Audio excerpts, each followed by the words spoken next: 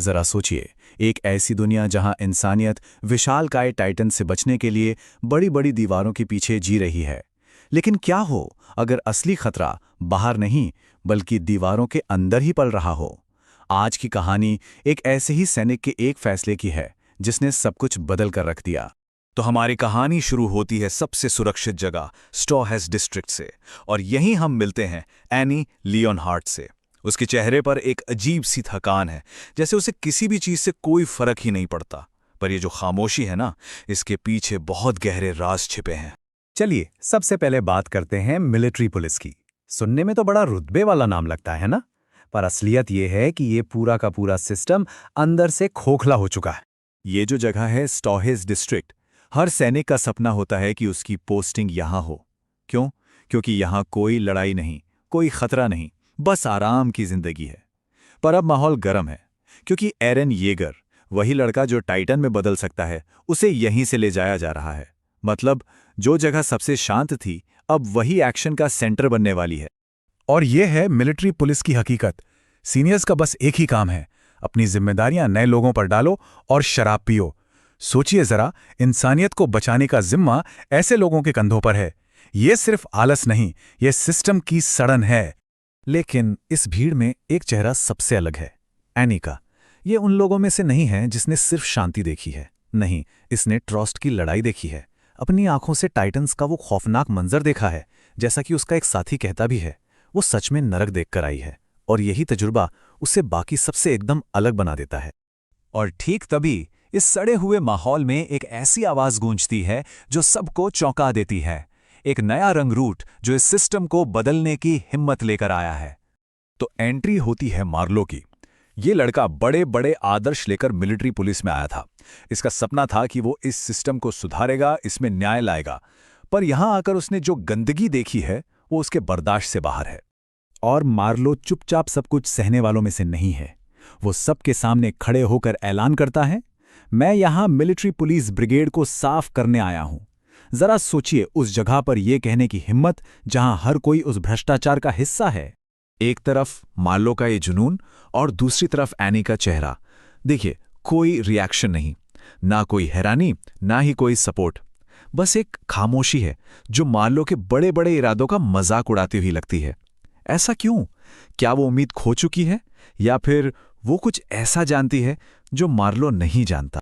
और यहीं से इन दोनों के बीच एक बहस छिड़ जाती है। ये बहस सिर्फ मिलिट्री पुलिस पर नहीं है, ये तो इंसान की फितरत, अच्छाई और बुराई की जड़ तक जाती है। तो मुद्दा ये है, मार्लो का मानना है कि लोग तो असल में अच्छे होते हैं, पर यह सड़ा हुआ सिस्टम उन्हें खराब बना देता है। लेकिन एनी का नजरिया एकदम उल्टा है। वो कहती है, सिस्टम को दोष मत दो, असल में इंसान ही खुदगर्ज और कमजोर होता है। ये सिस्टम तो बस एक आईना है जो हमारी असली शक्ल दिखाता है। एनी मार्लो से कहती है, तुम्हारे जैसे लोग जो दुनिया को बदलने निकलते हैं, वो नॉर्मल नहीं होते, वो स्पेशल होते हैं। इसका मतलब साफ है, अच्छाई और हिम्मत कोई आम बात नहीं है। ये बहुत ही रेयर क्वालिटी है जो सब में नहीं होती। तो फिर सवाल ये उठता है कि अगर मार्लो जैसे लोग स्पेशल हैं, तो बाकी सब लोग क्या हैं? एने के हिसाब से बाकी सब, और इसमें वो खुद को भी गिनती है, या तो इतने कमजोर हैं कि चुपचाप सिस्टम के साथ बह जाते हैं, या फिर इतने खुदगर्ज कि बस अपना फायदा देखते हैं। और फिर एनी वो एक सवाल दागती है जिसका मार्लो के पास कोई जवाब नहीं होता। वो कहती है, अगर लोग असल में अच्छे होते तो ये संगठन इतना सड़ा हुआ होता क्या? और इस सवाल के बाद खामोशी छा जाती है। ये फिलॉसॉफिकल बहस चली रही होती है कि अचानक सब कुछ बदल जाता है। एक ऐसा शख्स सामने आता है जिसे एनी यहां देखने की उम्मीद कभी नहीं कर सकती थी। उसका अतीत दरवाजे पर दस्तक दे रहा है। एक हुड पहने हुए शख्स एनी को उसके नाम से पुकारता है। वो पलटती है और देखती है कि ये कोई और नहीं बल्कि उसका पुराना साथी आर्मिन आर्लट है। आर्मिन यहां, इस जगह पर। उसके आने से ही हवा में एक अजीब सा तनाव घुल जाता है।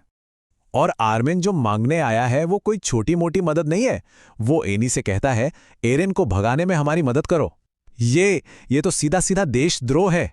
आर्मिन एनी को एक ऐसे मोड़ पर लाकर खड़ा कर देता है जहां से वापस आने का कोई रास्ता नहीं है। आर्मिन जानता है कि ये एक बहुत बड़ा जुआ है, पर एरन को बचाने के लिए उसे अंदर के किसी आदमी की जरूरत है। कोई ऐसा जो मिलिट्री पुलिस के चेक पॉइंट से उन्हें आसानी से निकाल सके। और इस काम के लिए एनी ही उसकी आखिरी उम्मीद है। और इस मुश्किल पल में एनी आर्मिन से वही सवाल पूछती है जो कुछ देर पहले मार्लो के साथ हुई बहस का सेंटर था। आर्मिन, क्या मैं तुम्हें सच में एक अच्छी इंसान लगती हूं? पूरी कहानी जैसे इसी एक सवाल पर आकर टिक गई है। आखिर एक अच्छा इंसान होता कौन है? पर आर्मिन का जवाब वो सब कुछ बदल देता है। वो अच्छा या बुरा इंसान जैसी फिलॉसफिकल बातों में पड़ता ही नहीं। वो कहता है, लोग अच्छा इंसान सिर्फ उसे ही कहते हैं जो उनके मतलब का हो। और फिर वो इस फैसले को दुनिया से हटाकर सिर्फ अपने और एनी के बीच ले आता है। आर्मिन कहता है कि अगर मदद करने से मना किया तो दुनिया क्या सोचेगी ये वो नहीं जानता, पर मेरे लिए तुम एक बुरी इंसान बन जाओगी। और बस ये लड़ाई अब सही और गलत की नहीं रही, ये वफादारी और धोखे की लड़ाई बन गई है। और एनी का जवाब? कोई शब्द नहीं। वो बस खामोशी से अपनी उंगली में एक अंगूठी पहन लेती है। पर यह कोई मामूली अंगूठी नहीं है, इसमें एक नुकीला कांटा छिपा है। ये एक खामोश जवाब है जो बहुत ही खतरनाक लग रहा है। और फिर वो एक ठंडी आवाज में कहती है, ठीक है, मैं तुम्हारे साथ हूं। आर्मिन को जो चाहिए था वो मिल गया, पर यह किसी जीत जैसा महसूस नहीं हो रहा। ये एक आने वाले बड़े तूफान से पहले की शांति है। एनी का असली इरादा क्या है, कोई नहीं जानता। तो कहानी के इस मोड़ पर आकर सबसे बड़ा सवाल जो दिमाग में आता है वो यही है, ये आखिर है कौन? ये इंटेलिजेंट, खतरनाक फीमेल टाइटन जो सर्वे कॉर्प्स के लिए एक जीती जागती पहेली बन गई है, इसकी असली पहचान क्या है? चलो आज इसी रहस्य से पर्दा उठाते हैं। तो चलिए शुरू करते हैं। कहानी की शुरुआत होती है एक सीक्रेट और बहुत ही ज्यादा रिस्की प्लान से। एक ऐसा दांव जिस पर सच में सब कुछ लगा हुआ है। ये कोई मामूली मीटिंग नहीं है। जैसे ही कमांडर अर्विन, मिकासा और आर्मिन के साथ उस कमरे में आते हैं ना, तो माहौल एकदम बदल जाता है। हवा में एक अजीब सा तनाव महसूस होता है। लेवी और एरिन को देखकर ही समझ आ जाता है कि कुछ बहुत बड़ा होने वाला है, कुछ ऐसा जो शायद सब कुछ बदल कर रख देगा। इरविन ज्यादा घुमा फिराकर बात नहीं करते, वो सीधे पॉइंट पर आते हैं। मिशन एकदम साफ है, फीमेल टाइटन को पकड़ना है, और ये सब रॉयल कैपिटल पहुंचने से पहले ही करना होगा। क्यों? क्योंकि अगर एरिन को एक बार सरकार के हवाले कर दिया तो ये मौका फिर कभी नहीं मिलेगा। ये उनका आखिरी चांस है बस। और प्लान भी बड़ा जबरदस्त है। मिलिट्री पुलिस जब एरिन को लेकर जा रही होगी तो एरिन चुपके से उनकी नजरों से बचकर एक अंडरग्राउंड रास्ते में चला जाएगा। ये एक जाल है, एक ट्रैप। आइडिया ये है कि फीमेल टाइटन को एरिन का पीछा करने पर मजबूर किया जाए और फिर उसे एक ऐसी जगह फंसाया जाए जहां से वो निकल ही ना पाए। वाकई ये एक बहुत बड़ा जुआ है। अब देखो, कमांडर इरविन इतना बड़ा रिस्क ले रहे हैं, लेकिन ये पूरा का पूरा प्लान सिर्फ एक थ्योरी पर टिका है। एक थ्योरी जो ये बताती है कि फीमेल टाइटन असल में कौन हो सकता है। तो सवाल ये उठता है कि आखिर ये पहेली सुलझाई किसने? किसका दिमाग था इसके पीछे? और जवाब सुनकर सब चौंक जाते हैं। ये कोई और नहीं बल्कि आर्मिन है। हाँ, एरिन का सबसे करीबी दोस्त। सोचो, कमांडर इरविन को आर्मिन के लॉजिक पर इतना यकीन है कि वो पूरी इंसानियत का भविष्य उसके एक अंदाजे पर दांव पर लगा रहे हैं। तो अब कहानी उस मोड़ पर आती है जहां ये दिमागी कसरत एक बहुत ही दर्दनाक पर्सनल सच में बदल जाती है। अब ये सिर्फ एक थ्योरी नहीं रहने वाली, बल्कि एक खौफनाक हकीकत बनने वाली है। माहौल में टेंशन और बढ़ जाती है जब इरविन ये खुलासा करते हैं कि उनका दुश्मन कोई बाहर का मॉन्स्टर नहीं है, वो उन्हीं के बीच रहा है, उन्हीं के साथ ट्रेनिंग ली है, और वो 104वें ट्रेनिंग कॉर्प्स का ही एक मेंबर है। इरविन आगे बताते हैं कि आर्मिन का सामना उस टाइटन से हुआ था, और उसने जो अंदाजा लगाया है उसके मुताबिक उसका नाम है एनी लियोनहार्ट। और बस ये नाम सुनते ही जैसे एरिन की दुनिया ही उजड़ जाती है। उसकी आंखों के सामने उसकी दोस्त एनी का चेहरा और उस मॉन्स्टर का चेहरा एक हो जाता है। वो मॉन्स्टर जिसने उसके साथियों को इतनी बेरहमी से मारा था। तो अब सवाल ये है कि वो लोग इस इम्पॉसिबल से लगने वाले नतीजे पर पहुंचे कैसे? आखिर ऐसे क्या सबूत थे उनके पास जो इस भयानक सच की तरफ इशारा कर रहे थे? एरिन तो इस बात को मानने से साफ इनकार कर देता है। वो कहता है, कोई सबूत है तुम्हारे पास? वो अपने दोस्त के लिए लॉयल है। वो ये यकीन ही नहीं करना चाहता कि एनी एक किलर हो सकती है। वो कहता है कि अगर ये सब गलत निकला तो सोचो हम एनी के साथ कितना बुरा करेंगे। और यहीं पर आर्मीन अपनी सारी बातें सामने रखता है। पहली बात, वो बताता है कि कैसे फीमेल टाइटन ने एरन के उस निकनेम पर रिएक्ट किया था जिसे सिर्फ 104वें कॉर्प्स के लोग ही जानते थे। दूसरी बात, उसने शक से बचने के लिए मार्को का मनोवरिंग गियर इस्तेमाल किया होगा। और सबसे बड़ी बात, उन 2 पकड़े गए टाइटन्स को मारना, ये किसी ऐसे का ही काम हो सकता है जो बहुत स्किल्ड हो और अपने राज हर कीमत पर छुपाना चाहता हो। आर्मीन के पॉइंट्स काफी मजबूत थे, लेकिन एरन को अब भी यकीन नहीं हो रहा था। और फिर मिकासा वो आखिरी सबूत सामने रखती है जिसे देखने के बाद कोई भी इनकार नहीं कर सकता। मिकासा एरन को याद दिलाती है, तुम फीमेल टाइटन से लड़े थे है ना, हैंड टू हैंड कॉम्बैट में। क्या तुम्हें उसकी कोई खास टेक्निक याद नहीं आई? और तभी एरन के दिमाग में बिजली कौंधती है। एनी का वो यूनिक फाइटिंग स्टाइल जो उसने ट्रेनिंग के वक्त एरन को सिखाया था, वो बिल्कुल फीमेल टाइटन के लड़ने के तरीके जैसा था। ये वो विजुअल प्रूफ था जिसे झुटलाना नामुमकिन। और बस उसी पल एरन के सामने सारी तस्वीर साफ हो जाती है। वो एनी वही फीमेल टाइटन है, और इसका मतलब सिर्फ एक है, उसे अपनी ही दोस्त से लड़ना होगा। ये एक ऐसा सच है जिसे मानना उसके लिए बहुत ही ज्यादा मुश्किल है। तो चलिए अब उस पल में चलते हैं जो प्लान को एक्शन में लाया जाता है। शहर के नीचे एक अंधेरी सुरंग में, जहां से भागने का कोई रास्ता नहीं है। लेकिन कहानी में एक ट्विस्ट आता है। जाल बिछाने वाले खुद ही जाल में फंस जाते हैं। एनी को समझ आ जाता है कि ये एक ट्रैप है और वो सुरंग में जाने से मना कर देती है। और इससे पहले कि कोई कुछ समझ पाता, वो ट्रांसफॉर्म हो जाती है और अपनी एड़ी से सुरंग की छत को ही तोड़ लेती है। उनके भागने का इकलौता रास्ता बंद हो जाता है। सब कुछ दांव पर है, लेकिन एरन मानो जम सा गया है। मिकासा उसे हिलाकर पूछती है, तुम अब भी हिचकिचा रहे हो एनी से लड़ने में? उसके दिमाग में अब भी वो शक है कि क्या पता हम सब गलत हों। आर्मिन उसे याद दिलाता है, जब तक तुम्हारे दिमाग में कोई क्लियर मकसद नहीं होगा, तुम टाइटन नहीं बन सकते। और एरन के लिए एनी से लड़ना कोई मकसद नहीं बन पा रहा है। वो अपनी दोस्त से लड़ने का इरादा ही नहीं बना पा रहा, और नतीजा, जब वो बदलने की कोशिश करता है, वो फेल हो जाता है। तो अब आते हैं कहानी के आखिरी हिस्से पर।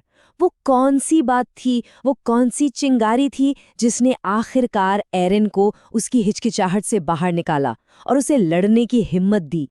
आर्मिन और मिकासा को एहसास हो जाता है कि अगर वो एरन का इंतजार करते रहे तो वो सब मारे जाएंगे। तो आर्मिन एक डेस्परेट प्लान बनाता है। वो और मिकासा दोनों अलग अलग तरफ से एनी पर हमला करेंगे, सिर्फ उसे डिस्ट्रैक्ट करने के लिए, ताकि एरन को भागने का मौका मिल जाए। वो अपनी जान कुर्बान करने को तैयार हैं। ये देखकर एरन को एक झटका सा लगता है। उसकी वजह से, उसकी हिचकिचाहट की वजह से, उसके दोस्त जो सिर्फ इंसान हैं, वो एक टाइटन से लड़ने जा रहे हैं। वो खुद से पूछता है, क्या तुम दोनों सच में लड़ सकते हो? और मिकासा का जवाब बहुत सीधा और दिल दहला देने वाला है। और चारा ही क्या है, ये दुनिया बहुत जालिम जगह है।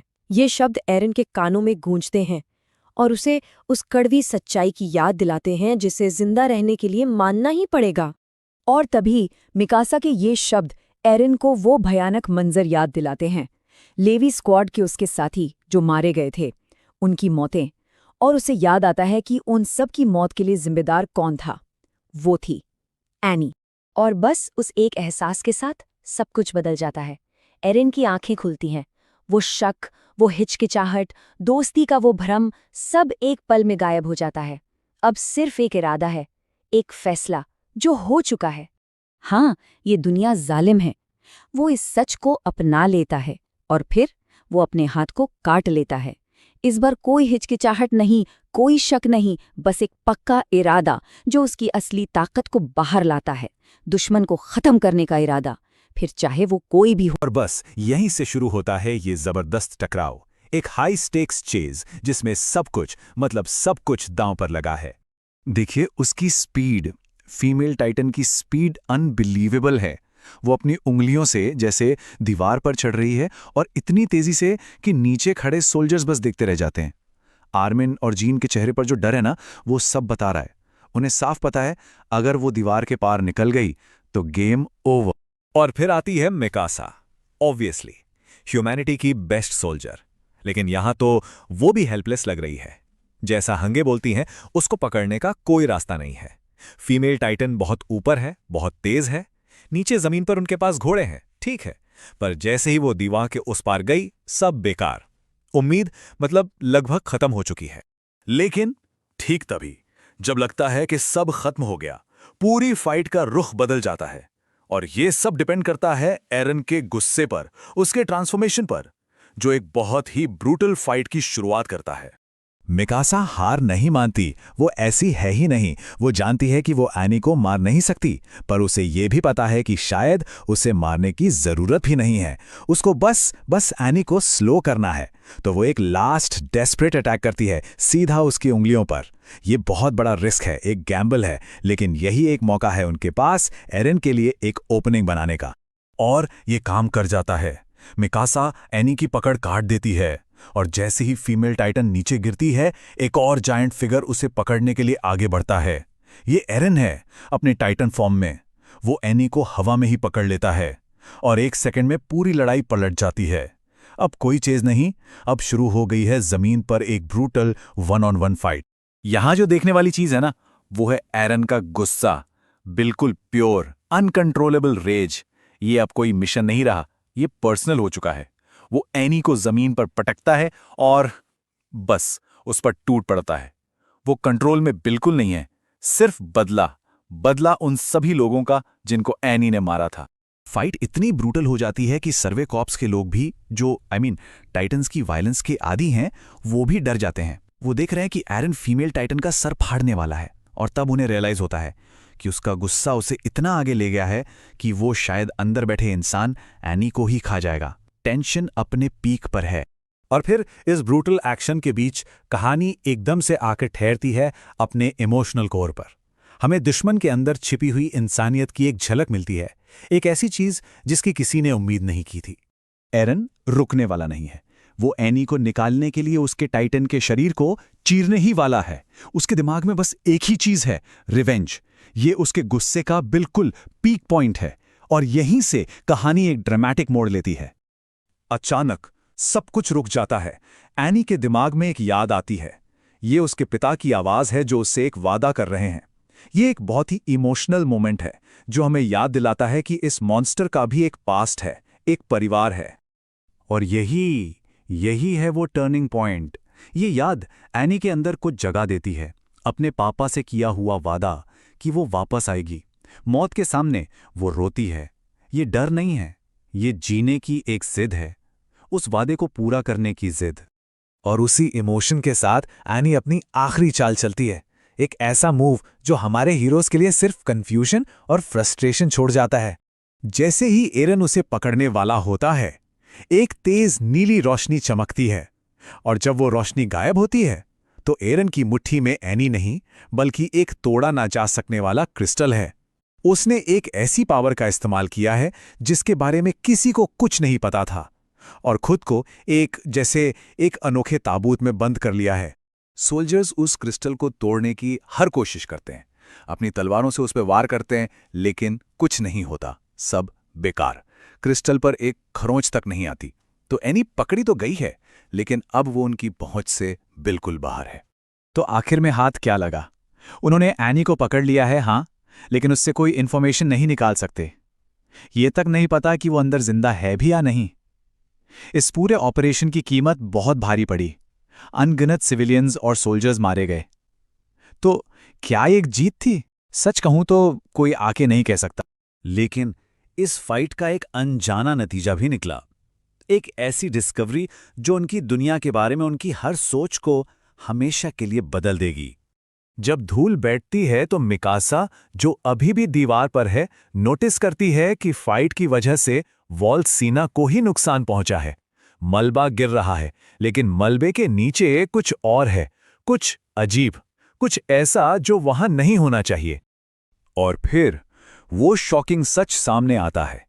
दीवार के टूटे हुए हिस्से से एक विशाल टाइटन का चेहरा झांक रहा है, उसी दीवार से जो उन्हें टाइटन से बचाने के लिए बनाई गई थी। यह अनबिलीवेबल है। पर सबसे डरावनी बात अभी आनी बाकी है।